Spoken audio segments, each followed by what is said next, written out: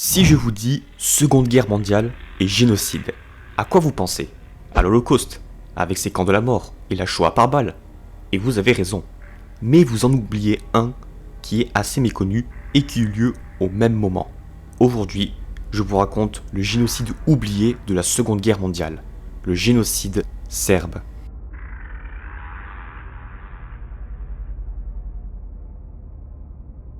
Notre histoire commence en 1941.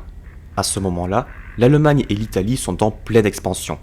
Le Troisième Reich a vaincu la France, mais a échoué à faire capituler l'Angleterre et se prépare à envahir l'URSS. De son côté, l'Italie essaye de faire de même, en envahissant la Grèce. Mais ça ne marche pas, et l'armée italienne recule jusqu'en Albanie.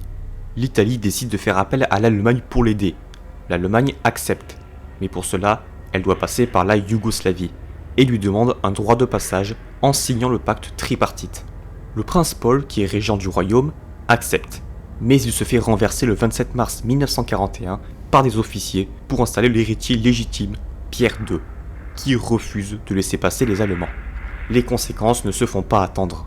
Le 6 avril, la Yougoslavie se fait envahir par l'Allemagne, l'Italie, la Hongrie et la Bulgarie.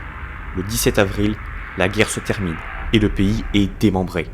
L'Allemagne crée donc deux nouveaux pays qui sont sous son influence, le gouvernement salutaire de Serbie et l'État indépendant de Croatie. Et c'est ce dernier qui nous intéresse aujourd'hui. Le nouvel État croate devient un protectorat italien et se retrouve dirigé par le parti fasciste local, les Ustashi. Ce parti dirigé par Ante Pavelić souhaite un État croate ethniquement pur.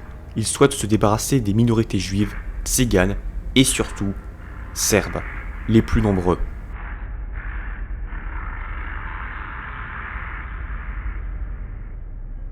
La Croatie compte 6,5 millions d'habitants, et les Croates ne représentent que 50% de la population avec 3 millions de personnes. Les Serbes représentent 1,8 million d'habitants, et il faut compter 750 000 musulmans et 40 000 juifs. En revanche, les Ustashi ne détestent pas tout le monde. Ils pensaient pouvoir assimiler les Bosniaques musulmans, et les Slovènes étaient vus comme des Croates des montagnes. Mais ils détestent les Juifs et les Serbes, qu'ils considèrent comme des intrus, car ils sont orthodoxes, alors que les Ustashi basent leur idéologie sur le catholicisme. Dès le 30 avril 1941, le gouvernement promulgue des lois raciales, interdisant aux Juifs de se marier avec des personnes dites aryennes. Pour les Serbes, l'usage de l'alphabet cyrillique a été interdit. Les arrestations se multiplient. Le port d'un signe distinctif sur les vêtements est obligatoire, et ils sont considérés comme hors la loi, car étant des non-aryens. Et tout ça, ce n'est que le début.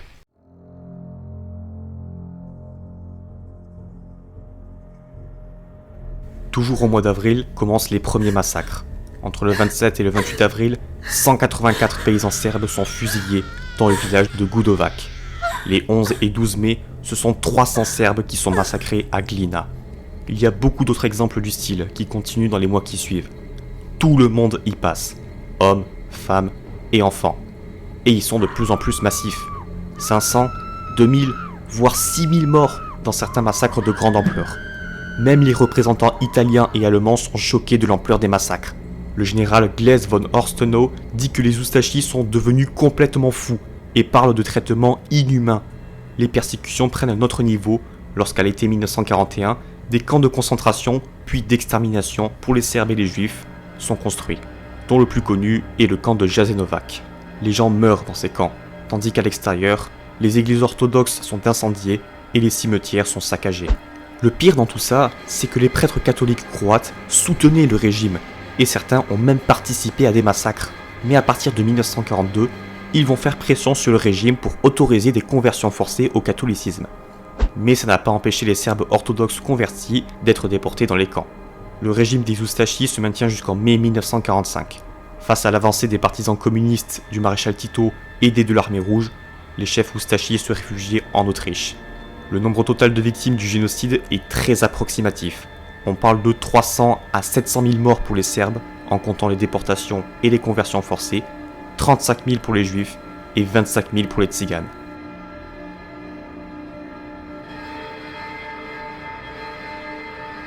Pourquoi le génocide serbe n'a pas marqué les esprits?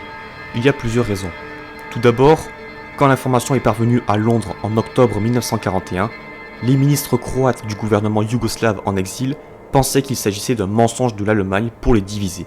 Les débats sur le sujet étaient tellement vifs que le roi n'a pas su se prononcer, et puis les massacres ne sont reconnus comme génocide par aucun État, sans compter que le révisionnisme est encore présent en Croatie.